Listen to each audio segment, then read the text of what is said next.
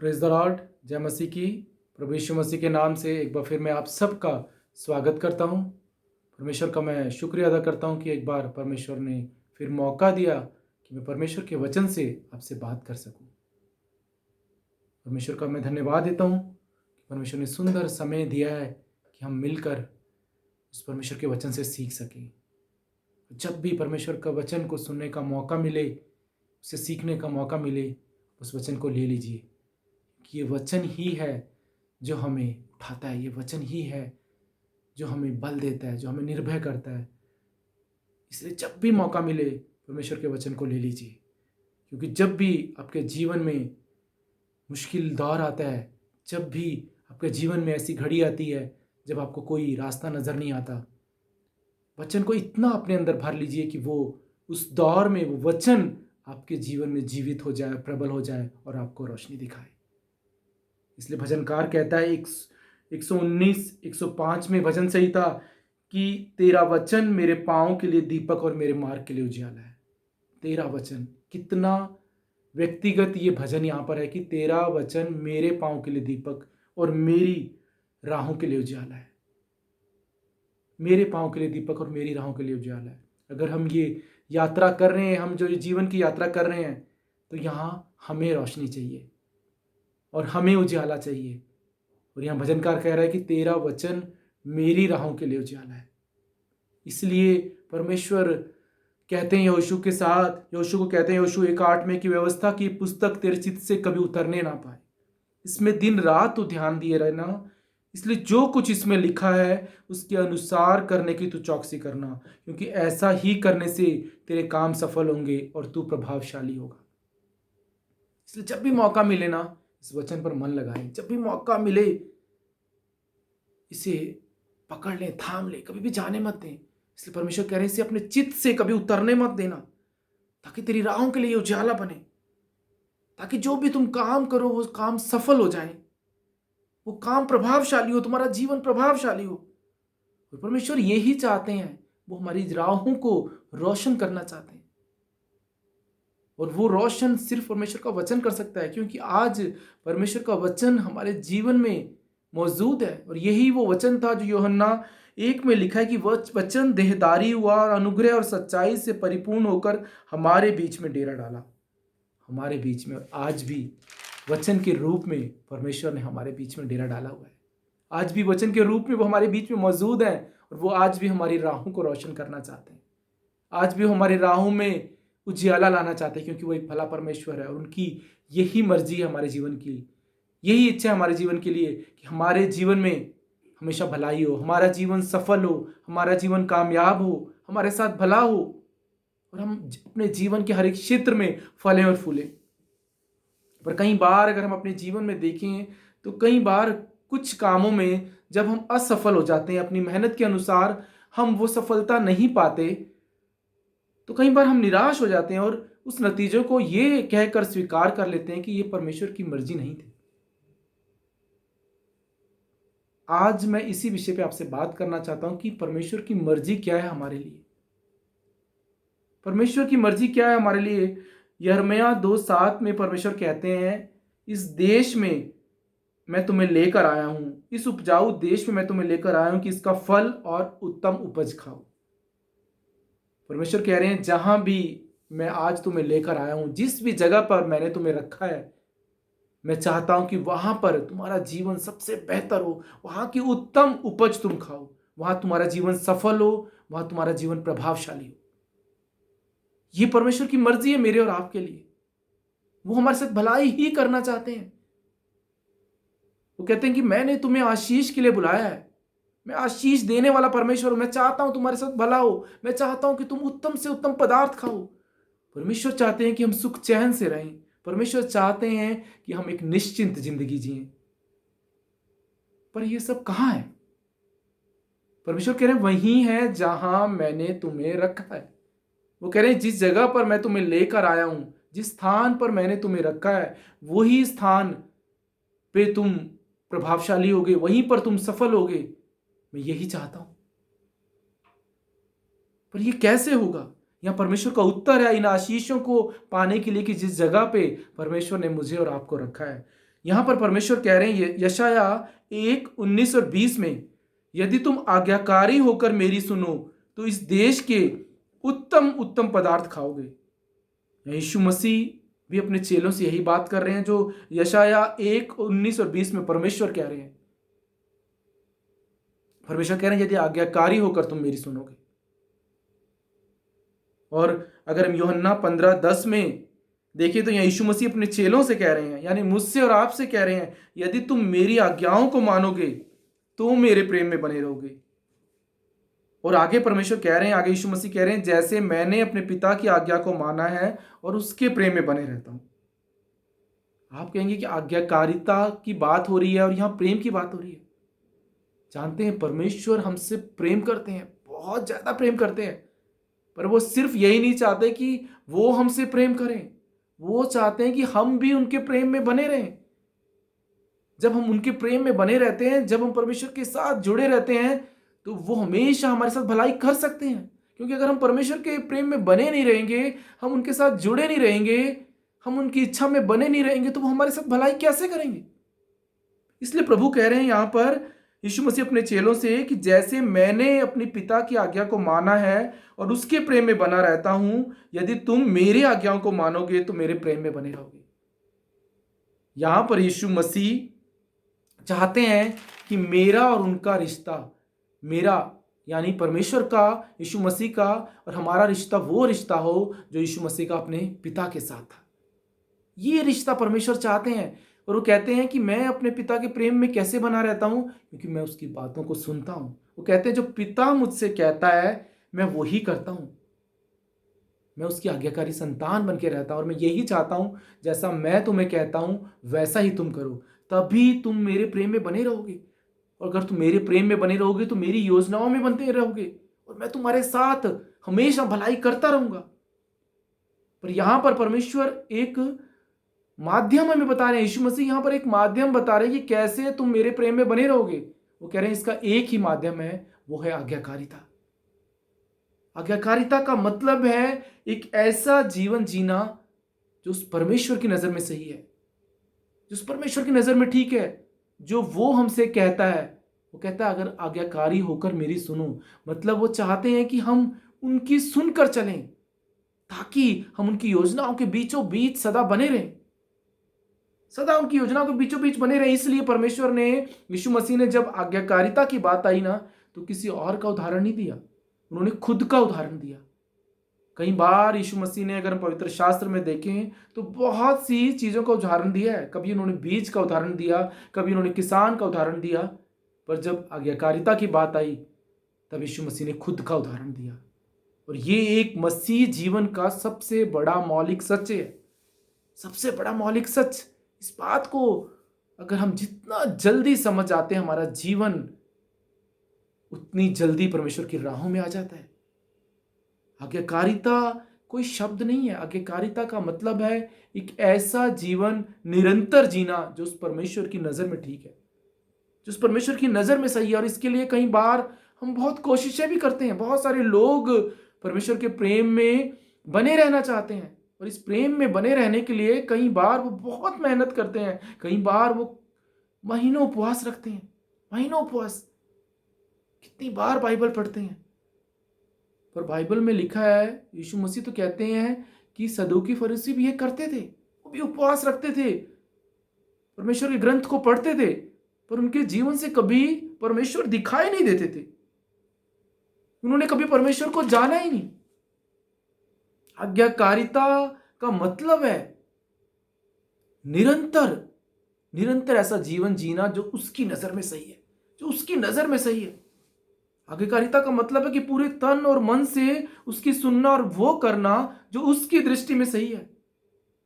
और क्या करती है यह आज्ञाकारिता? यह आज्ञाकारिता हमें परमेश्वर की आशीषों के बीचों बीच ले आती है। आज्ञाकारिता से सारे जो प्रतिफल हैं हमारे जीवन में पूरे होते हैं, जो परमेश्वर हमारे जीवन में चाहते हैं। हमेशा बाइबल में लिखा है कि आज्ञाकारिता से ही सारी आशीर्वाद हमारे जीवन में पूरे होते हैं। वो कहते हैं मेरी सुनने से ये सारे आशीर्वाद, ये सारे जो प्लान मैंने तुम्हारे लिए रखे हैं वो तुम्हारे जीवन में पूरे होंगे। इसलिए परमेश्वर किसी और चीज से कभी खुश नहीं होते। हम कितना कुछ कर लें, कितने बलिदान कर लें, परमेश्वर खुश नहीं होते। शमूएल कहता है 1 शमूएल 15:23 में, क्या यहोवा होम बलियों और मेल बलियों से प्रसन्न होता है? वो कहता है वो तो अपनी बातों के माने जाने से प्रसन्न होता है। परमेश्वर हमेशा आज्ञाकारिता का सम्मान करते हैं, उससे प्रतिफल देते हैं। ये एक ऐसा मौलिक सच है जो हर एक मसीह के जीवन की एक सच्चाई है। इसलिए यीशु मसीह ने जब आज्ञाकारिता की बात आई तो खुद का उदाहरण दिया, और आगे वो कहते हैं यूहन्ना 15:12 में, यदि तुम ऐसा करोगे, यदि तुम आज्ञाकारी होकर मेरी सुनोगे और मेरे प्रेम में बने रहोगे, तब वो कहते हैं तो मेरा आनंद तुम में बना रहेगा और तुम्हारा आनंद पूरा हो जाएगा। वो कह रहे हैं जो तुम्हारा अधूरा आनंद है ना, वो आनंद मैं पूरा करूंगा, क्योंकि मैं तुम्हारा आनंद पूरा करने आया हूं। और उसका एक ही जरिया है, तुम मेरे प्रेम में बने रहो, मेरी बातों को मानो, तो मैं तुम्हारे अधूरे आनंद को पूरा करूंगा। आज इस आनंद को पाने के लिए कई बार हम बहुत कुछ करते हैं, सब कुछ करते हैं, पर उसकी हजूरी में नहीं जाना चाहते। हम सब कुछ करते हैं, इतनी मेहनत करते हैं, पर उसकी हजूरी में नहीं जाना चाहते, उसकी नहीं सुनना चाहते। और अगर हम उसकी सुनते हैं तो क्या होता है? नीति वचन 1:33 में वो कहते हैं जो मेरी सुनेगा वो निडर बसा रहेगा और वो बेखटके सुख से रहेगा। परमेश्वर कह रहे हैं जो मेरी सुनेगा ना, वो निडर बसा रहेगा और बेखटके सुख से रहेगा। ऐसा सुख जिसमें कोई खटका नहीं। कहते कि मेरे पास आओ, मेरी सुनो। अगर हम बाइबल में देखें तो शुरुआत से लेकर अंत तक परमेश्वर कहते कि मेरी सुनो। प्रकाशित वाक्य के आखिरी चैप्टर में भी लिखा है कि आत्मा कलीसिया से कहता है जिसके कान हो सुन ले, जिसके कान हो सुन ले। परमेश्वर चाहता है कि हम उसकी सुने, उसके पास रहें, ताकि उसकी भरपूरी की जो योजना उसने हमारे लिए बनाई है वो हमारे जीवन में पूरी हो। उसके निकट ही जीवन की भरपूरी है, और ये भरपूरी आज से नहीं है। ये परमेश्वर कहते हैं कि जिस दिन उसने हमें रचा, हमें रचने से पहले ही उसने हमारे लिए सारे प्लान और सारी योजनाएं बना दी। वो कहते हैं मैंने मां के गर्भ में रचने से पहले तुम पर चित्त लगाया है, और उससे पहले ही परमेश्वर ने हमारे लिए प्लान भी बना दिए। सब कुछ उन्होंने बना दिया, और ये उन्होंने शुरुआत से किया था, ये आज नहीं। अदन की वाटिका में भी अगर हम देखें तो वहां पर भी जब उन्होंने आदम और ईव को बनाया तो उसके बाद उन्होंने उनके लिए आशीषें नहीं बनाई। परमेश्वर ने सब कुछ पहले बना दिया, फिर आदम और ईव को बनाया। सब कुछ बनाने के बाद उन्होंने कहा अब क्या करो, तुम फलो फूलो और पृथ्वी पर फैल जाओ और सारी चीजों पर अपना अधिकार रखो। ऐसा प्रेमी हमारा परमेश्वर है जो हमें रचने से पहले ही हमारे सारे आशीषों के प्लान्स को बना देता है और सारी चीजों को वो रख देता है हमारे लिए। बस वो कहता है अब आज्ञाकारी होकर मेरी सुनो तो और तुम फलो और फूलो और फैल जाओ। मैं चाहता हूं कि मैं तुम्हारे साथ भलाई करूं, पर हम देखते हैं कि अदन की वाटिका में अचानक क्या हो गया। अगर उत्पत्ति की पुस्तक उसके 3 अध्याय में देखें, वो परमेश्वर, वो प्रेमी परमेश्वर जो हमें आशीष देना चाहता है, जो कहता है कि मैंने आशीष और श्राप तो बनाए हैं पर मैं कभी भी तुम्हें श्राप नहीं देना चाहता। कहते मैंने तो तुम्हें आशीष के लिए बुलाया है।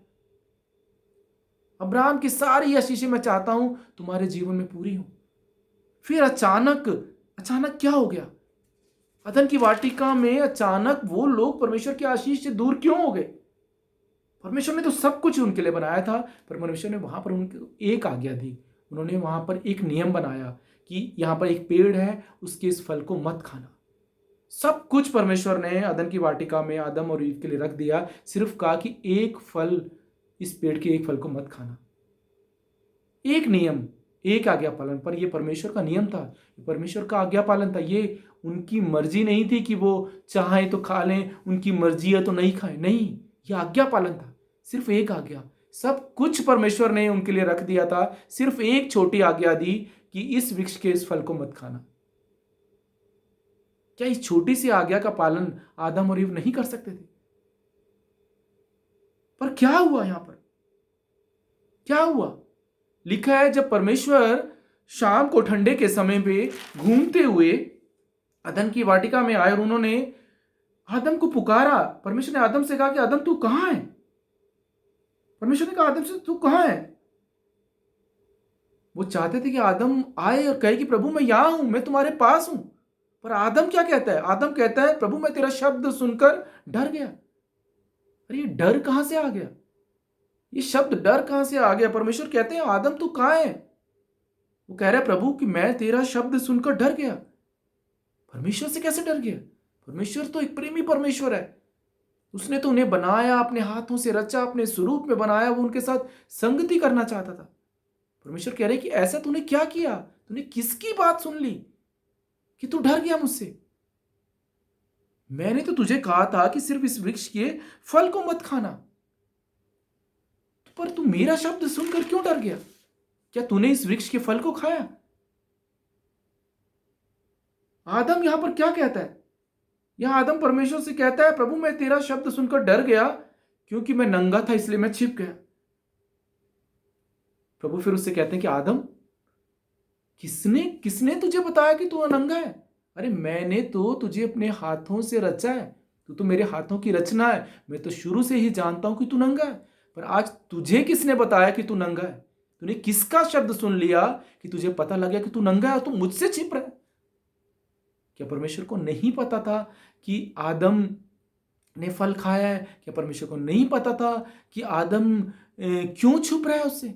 फिर भी परमेश्वर उससे पूछते हैं आदम तो कहा है, क्योंकि वो इतना प्रेमी परमेश्वर है, इतना भला परमेश्वर है और इतना न्यायी परमेश्वर है। वो चाहता था कि आदम आए और कहे कि प्रभु मैं यहाँ हूं, मैं तेरे पास हूं, मुझसे गलती होगी, मैंने ये फल खा लिया। पर वो कहता है वो प्रभु से ही छुप गया, अपने परमेश्वर से छिप गया। उस परमेश्वर से जो परमेश्वर उसके साथ संगति करना चाहता था, उस परमेश्वर से छिप गया और कह रहे प्रभु मैं नंगा हूं। परमेश्वर कह रहे हैं अरे मैंने तो तुझे बनाया है, मैं तो जानता हूं, मैं तो शुरू से जानता हूं कि तू नंगा है, पर तुझे किसने बताया? फिर परमेश्वर उससे पूछते हैं आगे, वो बोलते हैं कि आदम तू कहां है? तो आदम क्या बोलता है? आदम कहता है कि प्रभु कि जिस स्त्री को तूने मेरे संग रहने को दिया उसने इस वृक्ष का फल मुझे दिया और मैंने खाया। पहले तो आदम बोलता है मैं तेरा शब्द सुनकर डर गया, फिर कहता है कि मैं नंगा हूं इसलिए मैं छिप गया। फिर परमेश्वर कहते हैं कि क्या तूने ये फल खाया जो मैंने तुझे खाने के लिए मना किया था? तो कहता है प्रभु जो स्त्री तूने मुझे दी उस स्त्री ने मुझे फल खाने को दिया और मैंने खा लिया। मतलब वो कह रहा है कि प्रभु यहां भी मेरी गलती नहीं है, जो स्त्री तूने दी, मतलब जो स्त्री तूने दी है उसमें कमी थी, उसके कारण मैंने ये फल खाया। मतलब जो बनावट, जो चीज तूने बनाई उसमें कमी रह गई, मतलब उस स्त्री की गलती है और तेरी गलती है, मेरी यहां कोई गलती नहीं। एक अपनी बेवकूफी के कारण आदम और हवा परमेश्वर की आशीष से दूर हो गए, क्योंकि उन्होंने एक छोटी सी आज्ञा का पालन नहीं किया, एक छोटी सी आज्ञा का। इसलिए आज्ञाकारिता ही हमें आशीषों के बीच लेके जाती है और हमारी अनाज्ञाकारिता ही हमें आशीषों से दूर ले जाती है। इसलिए यीशु मसीह कह रहे हैं यदि तुम आज्ञाकारी होकर मेरी सुनोगे तो मेरे प्रेम में बने रहोगे। आज्ञाकारिता ही हमें आशीषों के बीचों बीच लेकर आती है और परमेश्वर ने हमारे लिए सारी आशीषें आज भी बना के रखी है। जिस जगह पर आप रहे आज हैं, जिस स्थान पर हैं, जिस पोजीशन पर हैं, याद रखिए कि परमेश्वर ने वहां सब कुछ आपके लिए रख दिया है। वो कह रहे उस जगह पर मैंने उत्तम से उत्तम पदार्थ तुम्हारे लिए रख दिए हैं, पर अगर वहां भी तुम आज्ञाकारी होकर मेरी सुनोगे तो सारे उत्तम पदार्थों को खाओगे। आज्ञाकारिता ही हमें हमारी आशीषों के बीचों बीच ले जाती है। आज्ञाकारिता ही हमारे जीवन में हमारी आशीषों के लिए द्वार खोलती है। आज्ञाकारी बनोगे तो उसके आशीष को पाओगे, आज्ञाकारी बनोगे तो स्वर्ग जाओगे और कोई रास्ता नहीं है। इसलिए वो कहता है मैं किसी और बात से खुश नहीं होता, मैं सिर्फ मेरी आज्ञाओं के मानने से खुश होता हूं। 2022 में हम कोई और रेजोल्यूशन न ले, हम ये रेजोल्यूशन है कि हम उसकी आज्ञाकारी संतान बनकर चलेंगे, हम उसकी बात को सुनकर चलेंगे, जो वो कहता है वो हम करेंगे, ना हम दाएं मुड़ेंगे ना हम बाएं मुड़ेंगे, हम सिर्फ उसकी अगुवाई में चलेंगे। अगर वो कहेगा हमें बैठो तो हम बैठ जाएंगे, वो कहेगा खड़े हो तो हम खड़े होंगे, अगर वो कहेगा आगे बढ़ो तो हम आगे बढ़ेंगे। हर बात में हम उसकी अगुवाई में चलेंगे। मैं आपसे कहता हूं अगर आप उसकी अगुवाई में आगे अपने जीवन में आगे बढ़ते हैं तो अपने जीवन के हर एक क्षेत्र में आप सफलता को देखेंगे, हर एक क्षेत्र में आप सफलता को देखेंगे, क्योंकि ये उसका वायदा है, ये उसकी वाचा है। वो कहता है कि मैं आज्ञा पालन का सम्मान करता हूं, मैं किसी और बात से खुश होता ही नहीं, मैं सिर्फ मेरी बातों के मानने से खुश होता हूं। अगर हम देखें पवित्र शास्त्र में ले व्यवस्था 26 उसके तीसरे वचन से हम पढ़ते हैं, यहां वो कहते हैं यदि तुम मेरी विधियों पर चलो और मेरी आज्ञाओं को मानकर उसका पालन करो तो मैं समय समय पर तुम्हारे लिए मेंह बरसाया करूंगा। तुम्हारी भूमि अपनी उपज उग जाएगी और मैदान के वृक्ष अपने अपने फल दिया करेंगे। यहां तक कि तुम दाख तोड़ने के समय भी दावनी करते रहोगे और बोने के समय भी भरपेट दाख तोड़ते रहोगे।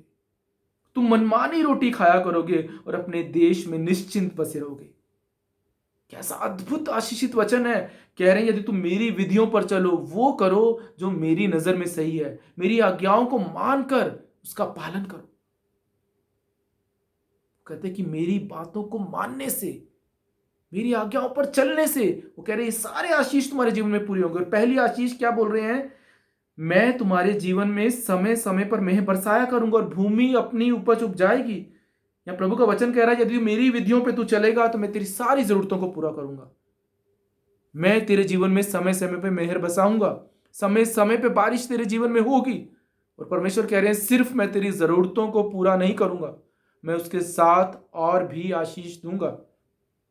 आगे लिखा है यहां तक कि तुम दाख तोड़ने के समय भी दावनी करते रहोगे और बोने के समय भी भरपेट दाख तोड़ते रहोगे। ये दूसरी आशीष। नॉर्मली ऐसा नहीं होता है। हर एक चीज का एक बोने का समय है, हर एक चीज का एक काटने का समय है।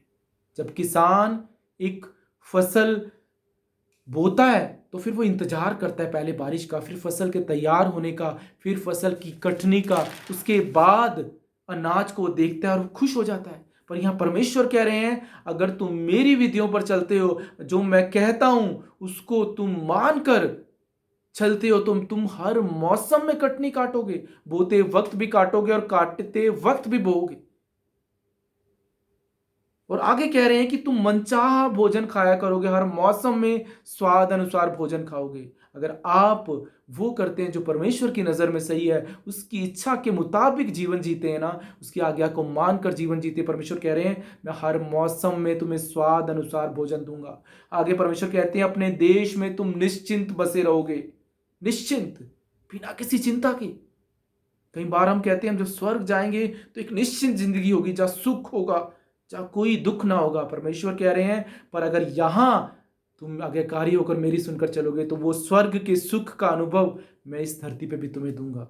यहां भी तुम वो जिंदगी जियोगे जिसमें बेखटका सुख होगा, जिसमें कोई खटका नहीं होगा। तुम एक निश्चिंत जिंदगी जियोगे, तुम ऐसी जिंदगी जियोगे जिसमें कोई दुख नहीं होगा। लिखा है मैं तुम्हारे देश में सुख चैन दूंगा, तुम सोओगे और कोई तुम्हें डराने वाला नहीं होगा, कोई तुम्हें डराने वाला नहीं होगा। और 9वें वचन में लिखा है मैं तुम पर कृपा दृष्टि रखूंगा, मैं तुमको फलवंत करूंगा, मैं तुम्हें बढ़ाऊंगा, मैं तुम्हारे संग अपनी वाचा को पूरा करूंगा।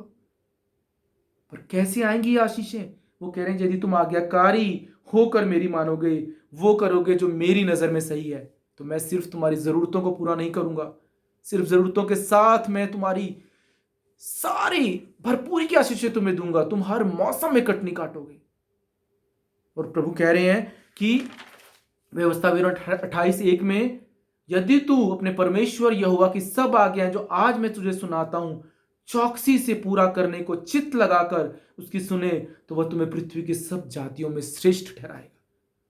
करे जहां आज तुम हो ना, जहां आज तुम रह रहे हो, वहां पर तुम्हारे सारे काम सफल होंगे। मैं तुम्हें वहां प्रभावशाली बनाऊंगा अगर तुम मेरी बातें सुनकर चलोगे, मेरी बातों पर चित्त लगाकर चलोगे, तो मैं वहां पर तुम्हें श्रेष्ठ ठहराऊंगा। मैं तुम्हें पूंछ नहीं सिर बनाऊंगा। पर इसका एक ही जरिया है, आज्ञा पालन, वो जीवन जीना जो उस खुदा की नजर में सही है, वो जिंदगी जीना जो उसकी नजर में सही है, निरंतर वो जिंदगी जीना। तब वो कह रहे हैं अगर तुम ऐसा करोगे तो पहली बात वो कह रहे हैं मैं तुम्हारे साथ भलाई करूंगा। दूसरी बात वो कह रहे हैं जिस देश में तुम रहते हो वहां तुम निश्चिंत जिंदगी जियोगे। तीसरी बात वो कह रहे हैं तू सुख चैन से वहां बसा रहेगा, तू वहां मनचाहा भोजन खाएगा, तू वहां स्वाद अनुसार भोजन खाएगा। मैं समय समय पर तुम्हारे जीवन में मैं बरसाया करूंगा, समय समय पर, और सिर्फ तुम्हारी जरूरतों की पूर्ति नहीं करूंगा। वो कह रहे हैं तुम बोते वक्त भी काटोगे और काटते वक्त भी बोओगे। हर मौसम में तुम आशीष को ग्रहण करोगे, हर मौसम में। और जहां तुम हो मैं वहां पर तुम्हें श्रेष्ठ ठहराऊंगा। वहाँ पर मैं तुम्हें श्रेष्ठ ठहराऊँ। ये परमेश्वर ऐसा परमेश्वर है जिसकी ये मर्जी है कि वो हमारे साथ भलाई करे। वो आशीष देने वाला परमेश्वर है। वो कहता है कि तुम आशीष के लिए बुलाए गए हो। मैं चाहता हूँ जिस देश में तुम हो वहाँ के तुम उत्तम पदार्थों को खाओ, पर यदि तुम आज्ञाकारी होकर मेरी सुनोगे तो इन सारे उत्तम पदार्थों को पाओगे और मैं तुम्हारे साथ भलाई करूँगा। आइए इस 2022 में हम कोई और रेजोल्यूशन ना लें, सिर्फ ये रेजोल्यूशन लें कि हम उसकी आज्ञाकारी संतान बनकर ये ज़िंदगी जिएंगे, ताकि इस धरती पर हम उस स्वर्ग के सुख का अनुभव कर सकते हैं जो परमेश्वर वहाँ हमें देने वाला है। और वो कहता है कि यहाँ की भी सारी भरपूरी मैंने तुम्हारे लिए रखी है। आइए हम अपने जीवन को उस खुदा के हाथ में समर्पित करें। आइए हम एक छोटी सी दुआ करें। खुदाबंद सामर्थ्य परमेश्वर, हम तेरा शुक्रिया अदा करते हैं प्रभु। हम धन्यवाद देते हैं परमेश्वर प्रभु कि तू एक भला परमेश्वर है जो सदा भलाई ही करता है प्रभु, सदा भलाई ही करता है प्रभु जी। हम तेरे हाथ में अपने जीवन को सौंपते हैं प्रभु, और हम ये दुआ करते हैं कि तू अपनी राहों पे हमें चला प्रभु, अपनी विधियां तो हमें सिखा परमेश्वर प्रभु, तेरे आज्ञा पालन करना हमें सिखा परमेश्वर प्रभु। हम तेरी आज्ञाओं पे चलना चाहते हैं प्रभु, हम वो करना चाहते हैं जो तेरी नज़र में सही है प्रभु, ताकि हमारा भला हो परमेश्वर प्रभु, ताकि हमारा भला हो प्रभु, और हम वो निश्चिंत जिंदगी दिए प्रभु जो जिंदगी देने के लिए तू आया परमेश्वर प्रभु। तू कहता है कि मैं ऐसी जिंदगी देने आया हूँ जो भरपूरी की है प्रभु, जो आनंद की है प्रभु। हम ये दुआ करते प्रभु, हमें परमेश्वर तू हमारी मदद कर प्रभु कि हम तेरी आज्ञाकारी संतान बने परमेश्वर प्रभु, और तेरे प्रेम में बने रहे परमेश्वर प्रभु जी, ताकि प्रभु तेरी सिद्ध योजना में हम शामिल होने पाए प्रभु। तेरी प्रभु उस महान योजना के बीचों बीच हम सदा बने रहें प्रभु। हमारी मदद कर और हमारी अगुवाई कर प्रभु। धन्यवाद देते हैं प्रभु कि तू भला परमेश्वर है और जो सदा हमारे साथ भलाई करता है। तू ही हमसे बात करता है प्रभु, और तेरा वचन ही हमारी राहों का उजाला है प्रभु। हम विश्वास करते हैं प्रभु कि हर दिन तू हमें उठाएगा प्रभु, और अपने वचन के द्वारा हमारा मार्गदर्शन करेगा, ताकि हम तेरी आज्ञाकारी संतान बनकर प्रभु तेरे पीछे चलेंगे। धन्यवाद देते हैं, सारी महिमा आपको देते हैं। इस दुआ को यीशु के नाम से मांगते हैं, आमीन आमीन।